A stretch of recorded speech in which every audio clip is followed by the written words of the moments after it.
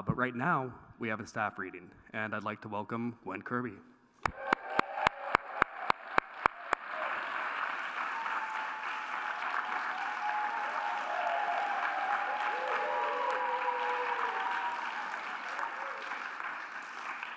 Good, now I'm even more nervous. I'll start out by doing the usual thanks. Thank you so much to the staff who work so incredibly hard and are so much fun while they do it. Thank you to Adam, Latham, who is just the best to work with, Leah Stewart, who is both my mentor and kind of my badass hero, and to all of the faculty and all the participants, just thank you so much for showing up. We didn't really think we would be able to have a conference this year, and it has just been such an incredible joy, so thank you so much for being here. All right, so I'm gonna read the first half of a short story. There'll be one little bit I'll get to where I'll sort of skip a little tiny bit and I'll tell you. I was like, this doesn't feel essential, I can skip it. And then I was like, should I have thought of that before I put it in the book? But I'm hoping that part is actually essential. You're just not gonna get it today. All right, so this is called Marcy Breaks Up With Herself. There's this one show I'm obsessed with right now called 20 Below. The hosts are a Canadian couple, Annette and Steve, who go to people's houses, and the wife, Annette, throws out most of their stuff, and the husband, Steve, talks to them about how it's okay to love themselves and hate their fathers. The stuff that gets thrown out goes to Goodwill or the dump. You don't see that part, and you don't see the fathers either, but the mothers are usually there, often crying, saying how grateful they are. By the end of the episode, the person has only 20 non-essential items, 20 below referring to this ideal number and to how cold it gets, I guess, in northern Canada. And they're so happy. I feel like a new person, they say. And I think I would be amazing as a new person. I asked my boyfriend Josh to nominate me, but he won't. He says I already spend too much time at home watching television. Exactly, I say. If I was on the show, I wouldn't do that anymore. Josh pauses like he wants to say something he's probably said before about how I need to be more proactive and how I'm too preoccupied with the little things, how it's creepy that when I have a bruise, I poke it because it feels good, or whatever you call good when it's painful. I'm not letting the Canadians throw away our television, he says finally, and takes his dish to the sink and scrapes spaghetti into the disposal. Even though I'm full, especially because I'm full, I think about the bag of chips in the pantry and I want to eat them all in one sitting, but I tell myself no. I tell myself, I know. I'll write a letter to the network, and I'll get Janice to sign it since Janice is up for just about anything.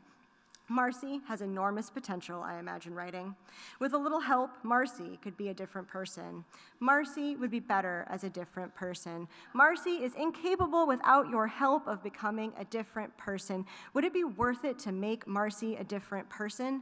I decide maybe I won't write that letter after all. I get up and wash my dish and shout at Josh, who's in the other room, that I took the garbage out while he was at work. And I'm glad that he's put his earbuds in, glad that he can't hear about what passes for an accomplishment some days. When Josh moves out a week later, he takes the TV, the gaming console, his clothes, most of the towels, and the scented oil diffuser that I'd gotten him as a gift and only I ever used. I called my friend Janice and tell her that the oil diffuser is gone, and now the apartment smells like it used to, like there's a damp spot moldering somewhere. I can't find it, I say as I get to my knees and stretch my hand out, patting under the couch, finding only dry carpet, crumbs, a crochet hook. I can come over, babe, she says, if you're upset. I sit back on my heels, feel that stretch in my arches, another good kind of pain. Maybe I'm looking at this all wrong, I say. I can come over tonight when I get off, she says. Janice and I are cocktail waitresses at Pan's Palace, a fancy name for a place where we wear high-waisted short shorts and tight tops. I worked last night serving drinks, followed by having drinks at the kind of ship bar that exists for servers to blow off steam. I passed out on the couch. It wasn't until I woke up that I saw the TV was gone. Maybe this is a sign, I say, and look at the dust-free circle left by the diffuser. One less non-essential thing. Janice is not much for signs. You call me if you need me, she says, and hangs up. I take the note Josh left, some bullshit about wanting to avoid a scene, but he'll call me later soon, he promises, and I put it in the garbage disposal, grinding it to a pulp, pouring the gallon of skim milk in after it, the kind of milk he likes, horrible and thin, tinted blue like the skin over a vein. The one-bedroom apartment feels empty without Josh, but also lighter. Room in the closet where the towels were, room on the coffee table where the television was, room in my chest now that the bad thing I knew would happen has happened. I make a piece of cinnamon sugar toast and microwave some old coffee. Without the non-essential TV, I start an episode of 20 Below on my laptop. This episode, a woman who owns a 2-bedroom house in Quebec has been nominated by her sister. Even though this woman is a successful veterinarian, her home is a filthy mess, dark pit, and constant source of despair for the rest of the family. So says the judgmental sister. Annette and Steve are on the job. There are 2 parts of this show that I love. One is when they first get to the house or apartment, and the person who lives there has to show them each room. This is when you find out how ready the subject is to go through this process, how eager they are for help, how bad they've let things get. The veterinarian is embarrassed as she shows Annette the bedroom, but she tries to play it off with humor. The closet is empty, hangers clacking because clothes are piled on 2 chairs, the dirty chair and the clean chair. At least there's a system, the woman says with a strained laugh, and Annette smiles tight-lipped. These are kitchen chairs, Annette says. Annette has very dark hair that frames her pale face with very straight bangs. She always carries a clipboard. In the veterinarian's living room, a small sauce pot is being used as a candle holder. Wax fills the pot halfway. I love it. Annette does not. Annette gives the veterinarian her version of a compliment. You are disorganized and chaotic, but you are not dirty.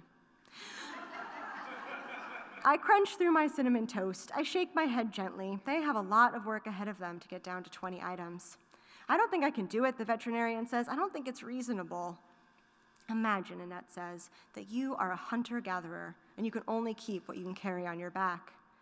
The veterinarian nods, but though I love the show, I find this particular argument unconvincing. I am not a hunter-gatherer. I would die as a hunter-gatherer. Yes, Annette says, you would, but at least you'd lose some of that weight first. Steve is talking to the veterinarian about her relationship with her sister when my mother calls to see how I'm doing. How are you doing, she says. I'm fine, I say. I'm thinking of getting rid of a bunch of my shit. I saw a documentary about how Goodwill throws out 90% of donations, my mom says. I don't think that's true, I say. It might be true, but I'm not trying to pick a fight. If you could only keep like 20 things, what do you think you would keep? My passport, she says. Yeah, but like non-essential things. Your father. My mother thinks she's very funny, so as a punishment for her and a treat to myself, I don't tell her that Josh has left me. When I hang up, with the show still paused, the apartment is very quiet. The damp spot is starting to itch me from the inside. I can smell it. I check the corners of the room and under the couch again. Fine, fine, fine, I hum to myself. Everything is fine. The chips are in the pantry, but I won't eat them. The damp spot's all in my head. I know that smell is coming from somewhere. I just have to find it. I put on an apron and a pink bandana and get a box of trash bags, the thick black ones strong enough to hide liquor bottles and bodies. I start in the kitchen because that's where Annette and Steve always start. Not many sentimental items in the kitchen. Besides, Annette isn't a monster. A lot in the kitchen is essential. A small frying pan, a large frying pan, a large pot, essential. 6 plates, bowls, spoons, forks, knives, essential. The juicer, non-essential. I put it in a cardboard box on which I've written, shit weighing you down in Sharpie, which everyone knows is the pen you use when you mean business. The juicer is technically Josh's, so that one feels good. 2 non-essential pans follow. My mother got me an Instapot for Christmas because she said I should learn to cook, except Instapots are not about learning to cook. They're about learning how to take shortcuts to avoid learning how to cook, which is why I'm the perfect person to own an Instapot. Steve is not a fan of shortcuts, so I put it in the box. By the time I'm done in the kitchen, there's only one non-essential thing I've kept. It's a mug, white with a blue drawing of a duck. The duck has completely round eyes, like it's terrified or high, and on the side of the mug it says Le Canard, which I've always assumed but never confirmed is French for duck. I found it in a thrift store when I was in college, and I remember realizing that I could simply buy it, that I didn't need to drink out of mugs I'd stolen from the dining hall. I'd taken it home and set it lovingly on the shelf over my desk, twisting it so that the duck had its round eyes on me. I take the mug now into the living room and put it on the empty shelf I've designated for my 20 items. 1, I say. In the kitchen, I pick up the box, and the bottom of it splits, because really, what was I thinking putting that much weight in a box when I have these trash bags? A wine glass shatters on the kitchen tile, and I stand for a moment, an island surrounded by an ocean of glass. Sure, I'll cut myself, wishing there was someone here for me to call for help. How you doing, babe? Janice is a very good friend. So good, I reply, exclamation mark. Cleaned out kitchen, going to tackle bathroom, stopped looking for damp spot, exclamation mark, exclamation mark. That last one is a lie. Janice texts me back, a face with its brain exploding out of the top. Janice knows when I'm full of shit. She says, see you at work tomorrow, and I push that right out of my mind. It's an eternity before I have to go to work, and besides, by then I'll probably be someone who enjoys her job. No. Actually, I will never enjoy working at Pan's Palace. So she goes in to clean her bedroom. That begins to go sort of about as well as you would imagine, and she gives up for the night and goes to bed. Though I'm planning to get up early and keep working, I sleep late and barely have time to stuff my car full of trash bags before I drive to lunch with my mother. We meet at a fish taco place, and on the wall is a painting of a smiling fish nested in a tortilla. Do you think that fish knows he's about to be eaten alive? I ask my mother. Do we have to talk about that every time we eat here, she says. We each bite our tacos, cabbage and white sauce falling out the ends. Mom has never been one to fill a silence. It's her superpower, and so I blurt out, Josh broke up with me, even though I'd planned to roll it out at the very end of the meal when she'd have no time to comment. I always do this, speak before I want to, admit what I don't want to. Oh, Marcy, she says, and I hear it exactly the way she means it. He was beating me, I say. No, he wasn't. It wasn't working, I say. He liked cooking shows and said he didn't understand why anyone would want to get a tattoo. Mom shakes her head and takes another bite of taco. He didn't like that I slept in so much, but you have to when you wait tables. I actually had something I wanted to discuss with you today, she says, after dabbing the corners of her mouth with a clean napkin. My napkin is in a shreddy, sticky ball.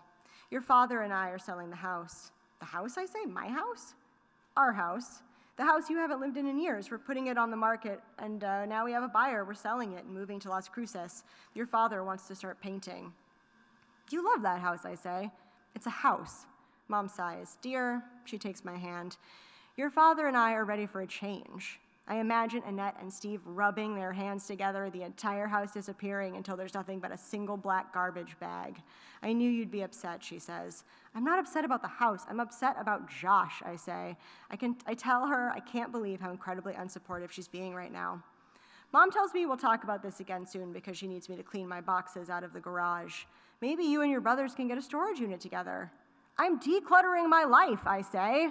I'm being too loud. The fish on the wall is meeting his death with a lot more dignity than I'm displaying. And I'm throwing away the Instapot. You should at least offer it to Josh first, she says.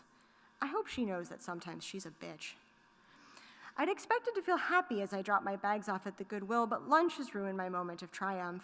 I carry one of the bags in the front door, and an elderly employee tells me no, donations go around the back. And when I take my car around, I see a pile of things by a locked metal door.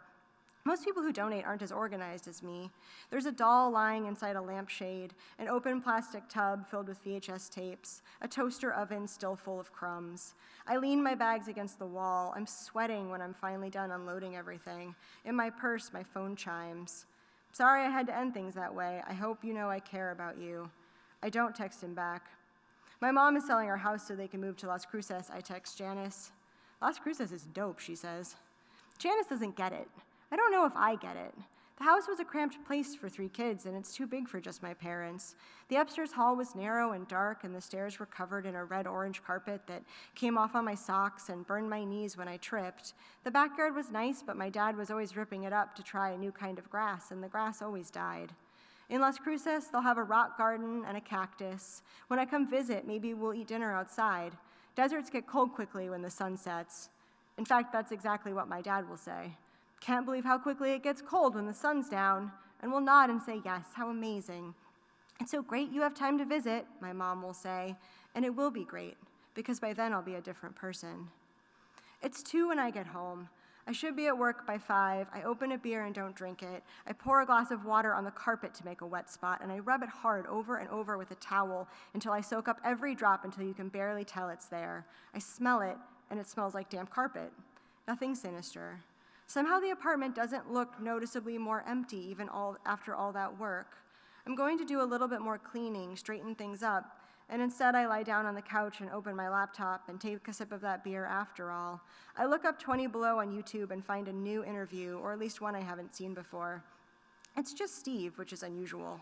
Annette is the forceful personality. She's the one who gets things done, who people make into memes. Annette holding a dustpan full of dog hair saying, "This is your life." Annette opening a closet and being hit in the head with a soccer ball. Sometimes I think Steve is there because Annette doesn't know what to do once she's made people cry. In this interview, Steve is in his blue plaid shirt and jeans. You get to know their outfits really well because they don't have many, and this is one of my favorites because it brings out his eyes. It's some Canadian talk show, and the woman interviewing him looks really young. She asks Steve what advice he has for young people who are just starting out, who are making home spaces for the first time. That's a great question, Steve says, but he'd say that no matter what. As we get older, items we purchase begin to have less meaning. They're functional rather than sentimental. I'd say, as a young person just starting out, buy only what you really, really plan to keep. Would you be willing to move with it? Because you'll have to, again and again. But I'll also say, if you do own something you love that you can tell a story about, don't let anyone tell you to get rid of it or tell you it's trash. Hold on to it. The girl nods, her face serious, and doesn't ask the obvious follow-up question. What has Annette made you give away that you regret? And I'll stop there. Thank you.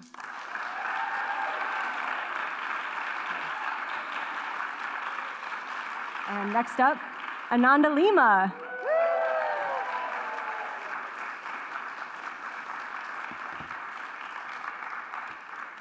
Oh my gosh, that was so amazing as usual.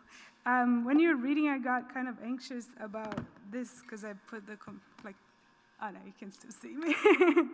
All right. Thank you so much, everybody, for being here. Thank you, Gwen. Thank you, Leah. Thank you, Gwen. Thank you, Adam, or Guadam, as I heard. I'm going to read a kind of sampler of different projects. I'll start with 2 poems, and then I'm going to move to fiction. All right. So this first poem I'm going to read is an ekphrastic poem after a photograph by photographer B.A. Van Cise. And the photograph is in front of a corner deli in New York, and you see a lot of people with masks sort of framing this central thing, which is a person from the deli sort of delivering takeout to a man, and he stretches to get it. So I looked at this picture for a long time, and then I remembered what it reminded me of is the creation of Adam. So like that stretching and the almost touching. So, and I'm happy to read it today because it's going up in New York City today at the New York City Poetry Festival, so that's fun. Yeah. And it's called, Delivery. On the photograph, I see what I was, not seeking. God in the outstretched arm, the reach, the almost touch. I can almost remember how it was, almost all of us together in hunger for each other. Parto is the noun for delivery in Portuguese, as in child, not pastrami sandwich. At the center of the frame, almost turning the corner, I see her hungry, like God hungers for giving his languid creation breath. In her cloud, halo, drapery of stickers, she stretching, he masked in her likeness. Parto is also a verb, to leave in the first person, or to divide. God knows what it's like to be lonely too. All right. So the second poem, I think it's a good introduction to the themes in my collection coming up in October. I think I read this poem maybe in my first staff reading here. And it's called Line. I inherited from my mother the knobbly joints and square ends of my fingers. From my father, I got the habit of biting my nails. Their shortness, the frayed, missing skin had never bothered me. But now I have a son, and he has begun to bite too. In America, I learned that I can snap a rubber band against my wrist each time my hand reaches up towards the mouth. On the back of my hand, the rubber band disappears into the color of my skin, but when I turn and face the inner side, it is a clear division of my body. The first time I saw a cotton tree, I found it beautiful. The cotton, so white in its brown cradle, so soft against the square tips of my fingers, I squeezed the dead flower around it and felt joy from hearing it crackle. As children, we had cups full of sugar cane. We chewed on it and spit out the bagasse. Toothless men ran the knobbly stalks through a machine.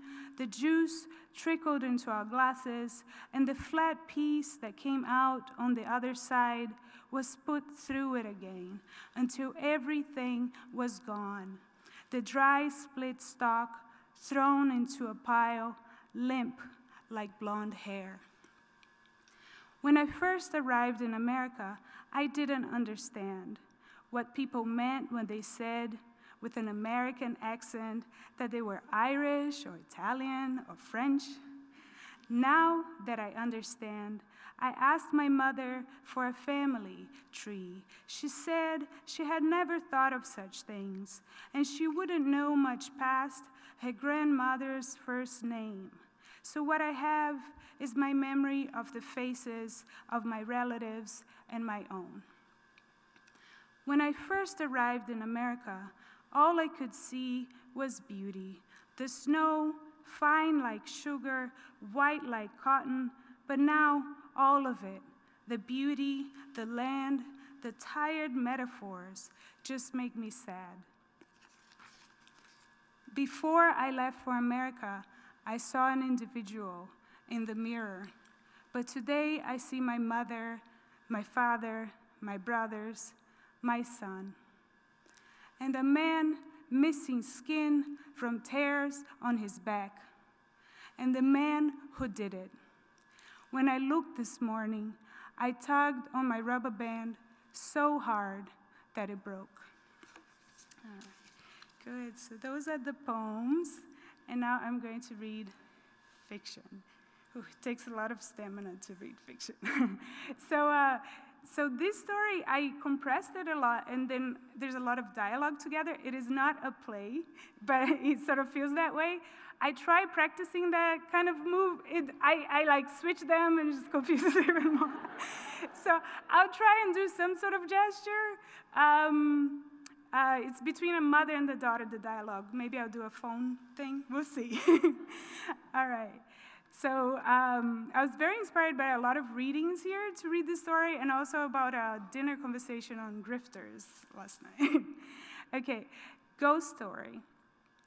I was writing this story about a man who invented elaborate lies to seduce each of his 3 roommates. To the first woman, he said he was a trust fund baby who rejected all the money his cold-hearted parents gave him because it was important for him to prove to them, and most importantly, to himself, that he could make it on his own. To the second roommate, he said he'd been abandoned by his drug-addicted mother, who in turn had been abandoned by her mother in a tragic, unbreakable cycle. Heartbroken since infancy, he said, irresistibly, he'd never been able to fully let himself trust anyone. To the third roommate, he said that his lineage was cursed and that the ghost of a distant relative's lover haunted his inherited piano. My Saturday morning writing group read a draft, but none of them understood the protagonist as a trickster. They believed that his stories were true, at least within the text. When I got back to my apartment after meeting them, damp from the thin mixture of rain and snow that followed me across the Manhattan Bridge back to Brooklyn, I called my mother in Brazil. So here's the dialogue. So I have this story I'm writing. A guy tells one of the girls he lives with that his parents are loaded. He tells his other roommate that he was abandoned by his mother. I sat down on my gray IKEA couch. And the third woman about a ghost haunting him. His mother. How many women are there? My mother asked. Why do they live with him? Well, rent is expensive, etc., the usual reasons. I balanced the phone between my shoulder and ear and removed my wet socks. Why live with strangers? Don't they have families? Mom, I suddenly felt tired. Come on. Okay, some guys telling lies to girls stupid enough to live with strange men they find on the internet. What's new? Sharing an apartment with people you don't know cannot end well. Mom, if you met Mark, you'd love him. There's so nothing to worry about. I held my glasses, still foggy, covered with tiny drops of water, and wiped each lens on the edge of my scarf. The world went blurry for those seconds and became clear again as I put them back on. But yes, exactly, the stories my protagonist tells, the women are made up. Mother. Well, of course they are. I thought sharing a place was just for when you're going to college. Well, Mom, I don't do it because I want to. Okay. Do you have to live with this guy, though? I mean, have you seen his Facebook pictures? The parties? Facebook pictures? I friended him about a month ago. Mom, you have got to stop doing that. What if he was a psycho, a Trump supporter? He's not a Trump supporter. Plus, you know what the equivalent of a Trump supporter in Brazil is? Oh, let's not go there again. You left too long ago to know what it's like. The corruption, the violence. I couldn't deal with that yet another fruitless argument about the situation in Brazil. My mother, who was quiet now, must have felt the same way. I went back to my story. So my character, the guy sharing the apartment with the three women, people get confused, thinking all his lies are true. They get tricked by him. If these friends of yours visited here, they'll be like dodos, falling for any scheme that waltzed their way. She perked up, her voice excited. Oh, did you know someone called last week pretending to have kidnapped you? Me? I looked down at my bare feet on the worn wooden floor.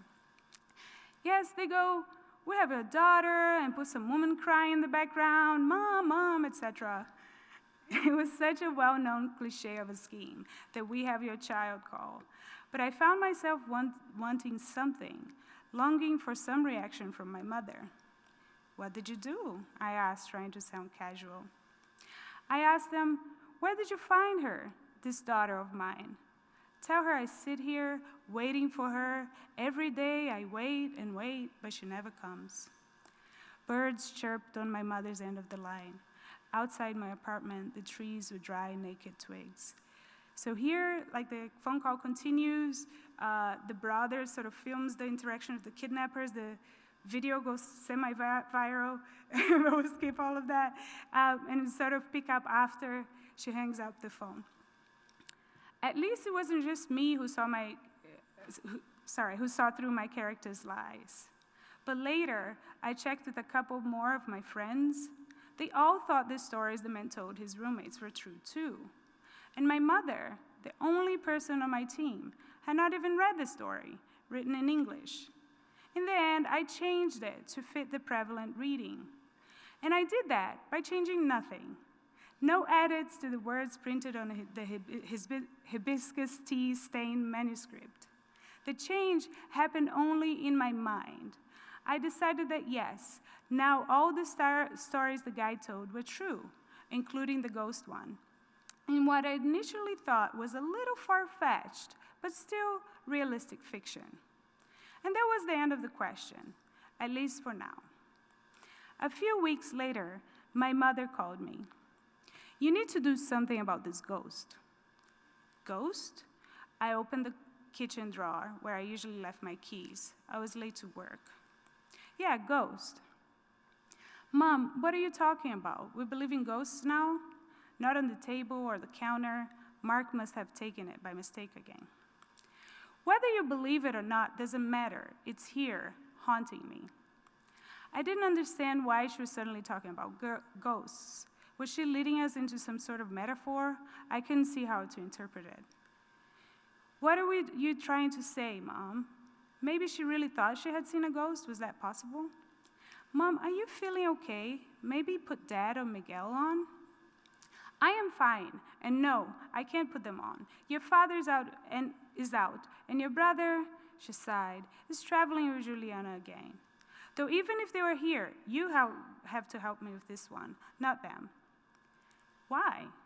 Because this ghost is yours. I mean, her voice wavered. It's you. But I'm here, Mom. I'm right here. The microwave was still blinking. I thought about the digital monitors in Marty's DeLorean in Back to the Future, how people imagined a time machine in 1985. When I first saw it at the movie theater, I had gripped my mother's hand excited, but she hadn't squeezed back. I turned to her, her sleeping face illuminated in reflected projector light. I'm alive, I said gently, talking to you right now. You say, she paused, the ghost says you come from the future. The future? When are you coming home, Filia? Thank you. And now the amazing Adam Latham.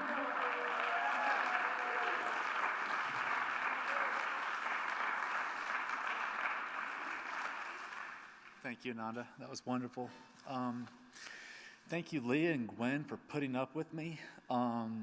Y'all are phenomenal to work with. It's been an incredible year, 2 years working with y'all. And thank you to the amazing staff for all the hard work you do. Y'all are crazy talented, and I'm lucky to work with y'all.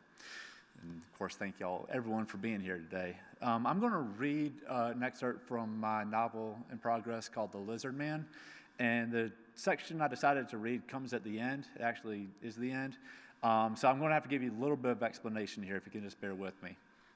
Wendy and Jeremy King grew up and fell in love investigating the Lizard Man, a cryptid in their hometown of Bishopville, South Carolina. They get married, and eventually the boredom of domesticity settles in, and the relationship begins to unravel. They started investigating cryptids across the country, Bigfoot, the Jersey Devil, etc., in an attempt to recapture the early romance of their relationship. During the investigation, Jeremy suffers a near-fatal accident that garners national media attention. Ultimately, Wendy ends up leaving him. Now, 4 years later, Wendy's recording the first season of a television show, The Cryptid Huntress, and the producer I don't know why y'all are laughing, this is serious. And the producer has insisted that she return to South Carolina to film an episode about Jeremy. What follows is a scene in which they go blackwater scuba diving for megalodon teeth. Is everybody with me? Good. This is from Wendy's perspective. I should also mention that Marcus is the cameraman. Megalodon. We wake before sunrise and drive back to Jeremy's house. The boat trailer is hitched up to his little truck. He sips coffee. Unlike Marcus and I, he's not the slightest bit drowsy. We follow him to the landing, me driving and Marcus shooting footage of the trailer's brake lights in the gray dawn. We load our gear into the boat and Jeremy backs down the ramp. He starts the engine, whipping his torso around. Fog rises off the river. We get in. Jeremy swings around and takes us upriver. The muddy banks are grass with occasional creeks wandering back into the marsh. Jeremy slows down. An alligator hangs in the slack current, its nose and eyes just above the surface of the water. Marcus films. You can estimate a gator, Jeremy says, a foot for every inch between the nose and eyes. That there is about 9 inches, so a 9-foot gator. I know all of this, of course. Jeremy's talking for the camera, and he's good. He's relaxed.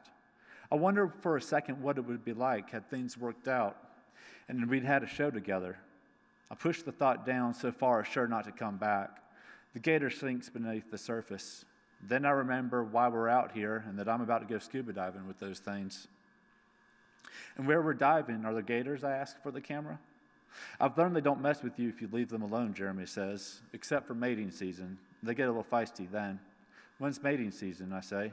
Jeremy smiles. Can't remember. We ride up the Cooper River. I try not to think about alligators. I tell myself I'll be comfortable in bed tonight and this whole nightmare will be over. We come around a wide bend. Trees and mansions rise on the shores across the Spartina grass. Jeremy cuts the engine. Drop the anchor, he says, if you don't mind. Marcus drops it over the side. The rope plays out through his hands. Gators aren't going to mess with you underwater, Jeremy says. But their peanut brains don't recognize you as food down there. But they do on the surface. It's a good idea to spend as little time on the surface as possible. I've seen a few gators where we're going that make the one back there look like a toy. We wrangle on our wetsuits and put on our BCDs. I strap on an underwater GoPro camera. I forgot how muggy South Carolina is, especially in the low country. You want to put some extra weight on, Jeremy says. The current's swifter than it looks, and here, you'll need these. He hands me a screwdriver and a mesh bag. What's the screwdriver for? Just a backup in case a gator gets interested. Poke him with it, but not so hard you hurt him. You're fucking kidding me. Yeah, he says. You'll need the screwdriver on the bottom. Stab it into the riverbed so you don't get swept downstream. We're searching for megalodon teeth, I say, for the camera. The largest shark to have ever lived, a prehistoric monster 60 feet long that makes a great white look like a minnow. Megalodon has the most powerful bite of any creature that has ever lived. Here's an underwater flashlight, Jeremy says. The sunlight, what there is, stops around 10 feet. It's going to be pitch black at the bottom. You'll be able to see in front of your flashlight for about a foot. Things are going to bump into you down there, but don't freak out. Mostly catfish. They look pink, and mud balls. Just ignore them and focus on digging in the gravel for megalodon teeth. Mostly catfish? Jeremy smiles. Yeah, there's some big ones down there. They can't see you either. And like I said, try not to spend too much time splashing on the surface, just in case.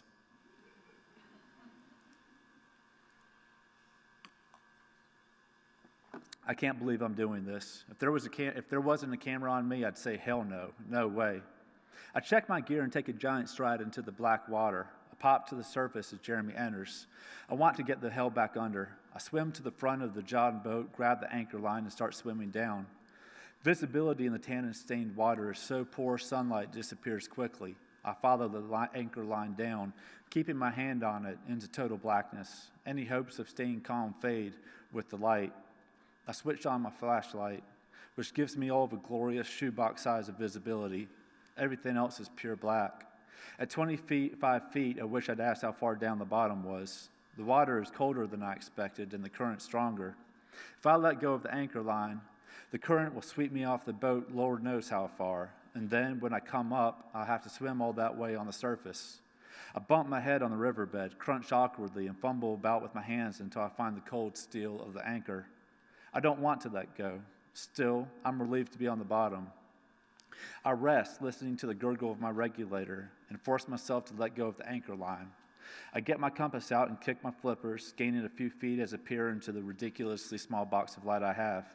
I jam the screwdriver into the hard pan of the riverbed, kick, and pulling it out, plunge it above my head in the darkness, and pull myself forward again, climbing upriver across the strong current in the direction Jeremy gave me.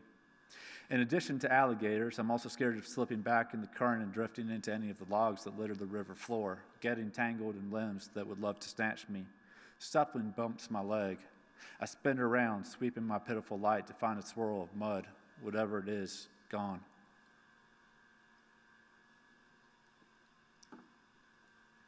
Jesus, give me comfort food.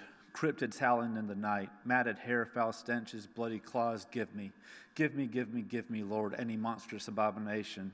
I don't give a shit. Anything besides this cold, dark, murky hell. Something bumps my leg again. What was that? I pissed myself. It's warm at first, but now I'm colder than I was before. Divers piss themselves all the time. You're in the goddamn water. But I usually piss myself because I have to go, not out of fright. Shit. Aren't sharks attracted to the smell of urine? What about alligators? I can almost see them lining up behind me, zeroing in, but I can't because I can't see shit except this goddamn ridiculous hamster coffin-sized box of light. Sharks. Fuck. There are sharks here, too. Bull sharks.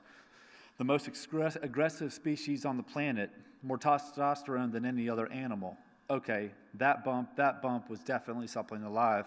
That was a fish. It was a fish, a catfish. Jeremy said pink catfish, nice catfish, dainty catfish. Pink, not scary catfish, just be any kind of catfish and not a bull shark. What the fuck was that? A mud ball.